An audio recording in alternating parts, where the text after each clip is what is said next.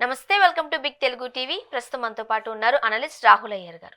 నమస్తే అండి. నమస్తే అండి. రాహుల్ గారు, యాహ్! నిన్న మొన్న జరిగిన ప్రీ రిలీజ్ ఫంక్షన్లో లైలా సినిమాకి సంబంధించి పృథ్వీరాజ్ గారు మాట్లాడిన వ్యాఖ్యలకి పక్కన పెడితే చిరంజీవి గారు కూడా ఇందులో హాట్ టాపిక్ అయ్యారు. అవును. ఎందువల్ల, అసలు ఏం జరిగింది? బేసికల్‌గా ఒక సినిమా ప్రీ రిలీజ్ ఫంక్షన్‌కి ఆయనని గెస్ట్‌గా పిలవాలన్నది కోరిక వాళ్ళ నాన్నగారిది. వాళ్ళ నాన్నగారికి చిరంజీవి గారంటే చాలా ఇష్టము. ప్లస్ చాలా సినిమాల తర్వాత ఒక మంచి హిట్ టాక్ ట్రైలర్‌తోనే సంపాదించుకుంది. ఈ సినిమా సూపర్‌గుంటుంది.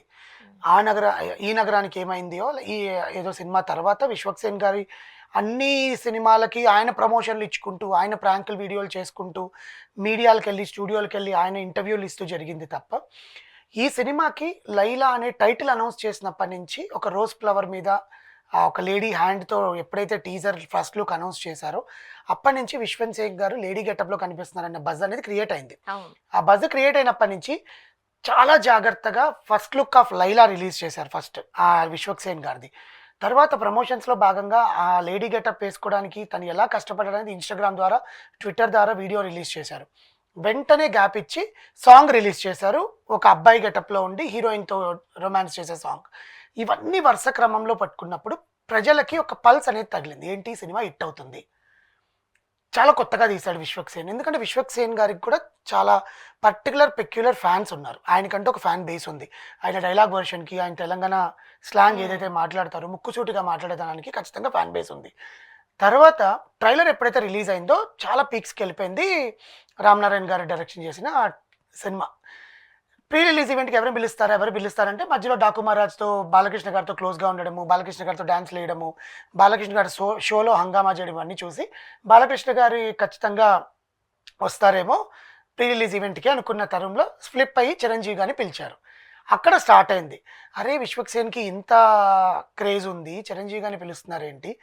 ఆయన వాళ్ళ కొడుకు సినిమాలు హిట్ అవ్వకపోలేని బాధలో ఉన్నాడు. ఇంకా చిన్న సినిమాలు ఎట్లా హిట్ చేస్తాడు అనే ఒక టాక్‌ని ట్విట్టర్‌లో రన్ చేసి 25,000 ట్వీట్లని పెట్టారు. బాయ్‌కాట్ లైలా, ప్లస్ వీడి ఖాతాలో ఇంకొకడు బలి.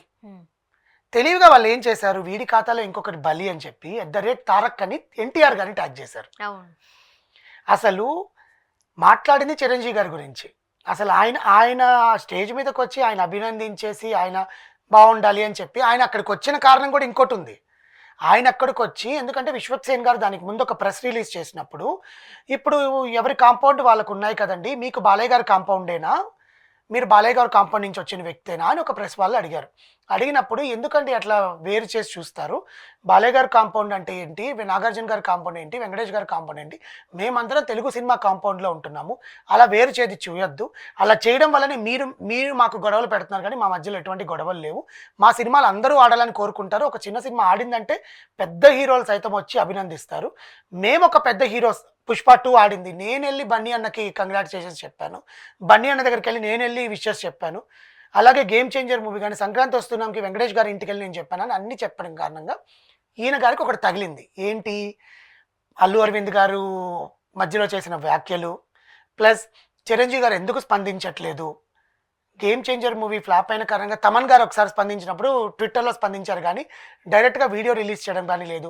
ఈ ట్రోల్స్ అన్నిటికీ ఒక ఫుల్ స్టాప్ పెట్టడానికి ఈ ఫంక్షన్కి మెయిన్ రీజన్, విశ్వక్సేన్ గారికి సపోర్ట్ చేయడానికి వచ్చిన, ఆ సినిమాని ప్రమోట్ చేయడానికి వచ్చినా కూడా ఆయన మైక్ పట్టుకొని మాట్లాడిన 17 నిమిషాల్లో ఎందుకు ఇండస్ట్రీని తొక్కేస్తున్నారు, ఎందుకు వేరే వేరే కాంపౌండ్లని మీరు వేరు చేస్తున్నారు మమ్మల్ని, నా కొడుకు సినిమా ఆడలేదు, నా మేనల్లుడి సినిమా ఆడింది, దానికి నాకు సంతోషంగానే ఉంది, మీరెందుకు ఇట్లా రాతలు రాసి మా కాంపౌండ్ డివైడ్ చేస్తున్నారు, అందరం కలిసి ఉందాము, అందరం కలిసికట్టుగానే ఉందాము, ఎందుకు వేరే విధంగా వెళ్ళి మీరు మాట్లాడుతున్నారని అల్లు అరవింద్ గారిని డైరెక్ట్గానే పోక్ చేశారనమాట. ఆయన మనమందరం కలిసి ఉంటున్నాం కదా, మనమందరం కలిసి చేస్తున్నాం కదా, ఎందుకు మీరు ఇలా వేరు వేరు కాంపౌండ్లు అని చెప్పి మీరు మాట్లాడుతున్నారని మీడియాని ప్రశ్నించారు, అల్లు అరవింద్ గారిని ప్రశ్నించారు. ఆయన ముఖ్య ఉద్దేశం అది. కానీ ఏదైతే పృథ్వీరాజ్ గారు నిన్న కమెంట్ చేశారో, డైరెక్ట్గా వైఎస్ఆర్సీపీ గురించి, పార్టీ గురించి కమెంట్ చేశారో, దానికి చిరంజీవి గారే ఖచ్చితంగా పృథ్వీరాజ్ గారితో చేయించుంటారు అని అన్నారు. కానీ అక్కడ మ్యాటర్ ఏంటంటే, మనం ఆడియో ఫుల్ రిలీజ్ ఫంక్షన్ యూట్యూబ్లో చూస్తే పృథ్వీరాజ్ గారు మాట్లాడినప్పుడు అక్కడ విశ్వక్సేన్ గారు లేరు, ప్రొడ్యూసర్ గారు లేరు, అండ్ చిరంజీవి గారు లేరు. చిరంజీవి గారు అప్పుడే వచ్చారు. ఆయన స్టేజ్ మీద ఉండి ఆ మాట అయిపోయాక చిరంజీవి గారు వచ్చారు. వచ్చిన తర్వాత మళ్ళీ పృథ్వీరాజ్ గారు నార్మల్గా మాట్లాడి వెళ్ళిపోయారు. విశ్వక్సేన్ గారు కూడా నిన్న అదే మీడియాతో పెట్టి ఎందుకు నా సినిమా గురించి ఇంత చేస్తున్నారు, అతను ఏదో మాట్లాడాడు, అతను మాట్లాడిన దాన్ని మేము అతనితో మాట్లాడి కానీ ఇప్పుడు చేయాల్సిన పృథ్వీరాజ్ పని లేదు. గారు మాట్లాడేటప్పుడు వీళ్ళు ఎక్కడికి వెళ్ళిపోయారు? ఫర్ ఎగ్జాంపుల్ ఓకే చిరంజీవి గారు అప్పటి వరకు రాలేదు అనుకోవచ్చు, బట్ హీరో అయితే అక్కడ ఉంటారు, అదే ప్రొడ్యూసర్ దానికి అయితే అదే అక్కడ చెప్పారు, ఉంటారు. చిరంజీవి గారు వస్తున్నారని రిసీవ్ చేసుకోవడానికి వెళ్ళారు వాళ్ళు. Okay. Ya we can see in the this thing, మన ఆడియో ఫంక్షన్ లో కూడా ఆ ప్రీ రిలీజ్ దాంట్లో వీడియోలో కూడా చూడొచ్చు. చిరంజీవి గారు వస్తున్నారని వాళ్ళిద్దరు వెళ్ళి తీసుకొచ్చి అక్కడ కూర్చోపెట్టారు. పృథ్వీరాజ్ గారు మాట్లాడి దిగిపోయారు. ఆ సెంటెన్స్ వీళ్ళు వచ్చిన గ్యాప్ లో మాట్లాడేశాడు. అది ఎంత వ్యంగ్యంగా మాట్లాడాడు అంటే, సినిమాలో నా పేరు మేకా సత్యం, నేను మేకల్ని కాస్తూ ఉంటాను, నా దగ్గర ఇన్ని ఉంటాయి, కళ్ళు తెరిచే లోపల 11 మేకలు అయిపోయాయి అని చెప్పి మాట్లాడాడు. కానీ సినిమాలో ఒక ఛాన్స్ ఇచ్చి నీ వల్ల సినిమాకి ఒక పాజిటివిటీ వస్తుంది, నీ కామెడీ టైమింగ్కి నీకు క్యారెక్టర్ సరిగ్గా ఉంటుంది అని చెప్పి ఒక డైరెక్టర్, ఒక ప్రొడ్యూసర్, ఒక హీరో నిన్ను ఆలోచించి పెట్టుకున్నప్పుడు నువ్వు ఎలా మాట్లాడాలి, ఎక్కడ మాట్లాడాలి, ఏం మాట్లాడాలి అనేది విచక్షణ లేదా అనేది పాయింట్. ఇప్పుడు నిజంగానే థియేటర్లో అంటే సినిమాలో మేకలు కాసుకునే వ్యక్తి కాబట్టి 151 మేకలు ఉండి తర్వాత అవి 11కి వచ్చాయి అనుకోండి, అది సినిమా వాళ్ళ తప్పే అవుతుంది. దానికి క్లారిటీ ఇచ్చారండి. సినిమాలో ఆయన దగ్గర ఎన్ని మేకలు అయితే ఉంటాయో సినిమా అయిపోయేటప్పుడు కూడా అన్నీ ఉంటాయి అన్నారు.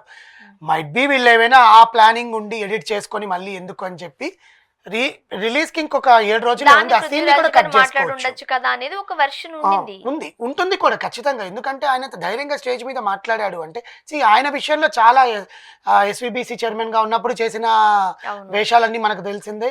మొన్నటికి మన వైఎస్ఆర్సీపీలో ఉండి పవన్ కళ్యాణ్ గారిని తిట్టింది మనకు తెలిసిందే. ఇప్పుడు పవన్ కళ్యాణ్ గారికి సపోర్ట్ చేస్తూ చిరంజీవి గారి పాదాలు ఒత్తుతున్నట్టు మళ్ళీ వచ్చి ఏంటన్నయ్యా ఎట్లా పోయాయని మాట్లాడింది మనకు తెలిసిందే. కానీ యాక్చువల్గా అక్కడ వాళ్ళు ఆ వీడియోలో కూడా ఒకవేళ పృథ్వీరాజ్ గారు మాట్లాడుతున్నప్పుడు చిరంజీవి గారు క్లోజప్ వేయాలి. వీడియోలో ఎడిట్ చేసింది ఎక్కడ వేశారో తెలుసా? పృథ్వీరాజ్ గారు మాట్లాడుతుంటే చిరంజీవి నవ్వుతున్నట్టుగా వేశారు ఆ వీడియోని ఎడిట్ చేసి. కానీ అక్కడ ఫుల్ వీడియోలో చిరంజీవి గారు అయితే లేరు.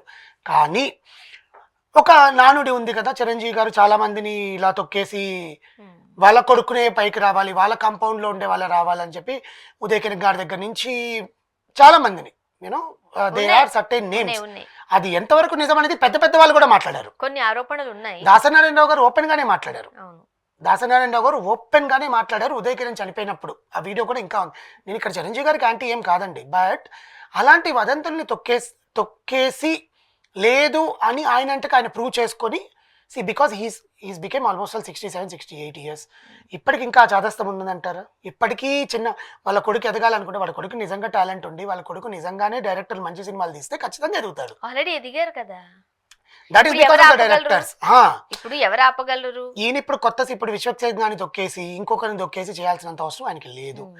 ప్లస్ ఆయన ఉంటే ఇప్పుడు పెద్దరికం పాత్రలో ఉన్నారు. అంతకుముందు అయితే కృష్ణరాజు గారు ఎవరొకరు ఉండేవాళ్ళు. దాసనారాయణ గారు పోయాక రాఘవేంద్రరావు బాధ్యత తీసుకోలేదు. ఎందుకంటే నేను తీసుకున్నా, నేను ముఖం మీద చెప్పేశాడు కాబట్టి. సో ఆ బాధ్యతను ఇప్పుడు చిరంజీవి గారు పెద్దగా ఉండి కరోనా టైంలో కూడా నా పేద కళాకారులకి వాళ్ళందరికీ చేసుకుంటూ వచ్చాడు. ఆయన విశ్వక్సేన్ గారి సినిమాకి అడ్డుపడుతున్నాడా అన్న వస్తున్న వదంతులు తప్పు. కానీ పృథ్వీరాజ్ గారి వల్ల ఈయనకి లింక్ పెట్టి చేస్తున్న పనుల వల్లనే నిన్న విశ్వక్సేన్ గారు ప్రొడ్యూసర్ గారు వచ్చి మీడియాకి ఆయన తరఫు నేను క్షమాపణలు చెప్పుకుంటున్నానండి, మీరు అరవకండి, నా సినిమా నాకు చాలా బాధ అవుతుంది, ఎంతో కష్టపడి తీశాను. బికాస్ ఆ బాధ ఏ హీరోకైనా ఉంటుంది. ఆయన అంత యాటిట్యూడ్లో ఏం చెప్పలేదు, ఆయన కళ్ళలో కన్నీళ్ళు కారుస్తూనే చెప్పాడు. నేను ఒకవేళ ఆయన కానీ చెప్పకపోతే, మీరు ఒప్పుకోకపోతే నేను ఇండస్ట్రీ వదిలి వెళ్ళిపోతాను అన్నంత వాక్యాలు ఆయన చేశారనమాట. సో చాలా మంది అనుకుంటున్నారు ఇదంతా కూడా మెగాస్టార్ ఆడిచ్చిన లీల, దానివల్లే లైలా సినిమాకి గోలగా కారణమైంది అంటున్నారు. కానీ అందులో ఏమీ లేదండి. సినిమాని చూడండి, సినిమాలాగే చూడండి. కానీ సినిమాని రాజకీయంగా చేసిన వ్యక్తిని ఇప్పుడు ఎడిట్ చేయలేరు. ఆల్రెడీ ఫైనల్ కట్ అయిపోయింది, సెన్సార్ కట్ వచ్చేసింది, రేపు శుక్రవారం సినిమా రిలీజ్ అవుతుంది. ఈ కారణంగా సినిమా బాయ్కట్ లైలా కాదు, బాయ్కట్ పృథ్వీరాజ్ అని ఒక అందరూ అనుకుంటే బాగుంటుందని ఒక వర్గం వారి ఆలోచన. మేబీ అది వాళ్ళకి సమంజసం అనిపించచ్చేమో, కానీ సినిమా మీద ఎఫెక్ట్ పడకూడదు కదా. సినిమాని ఇప్పుడు చంపేస్తే, ఇప్పుడు అట్లే చేశారు కదండి పాత సినిమాలు కూడా, వేరే వాళ్ళ మీద ఖర్చుతో గేమ్ చేంజ్ అని చేశారు కదా.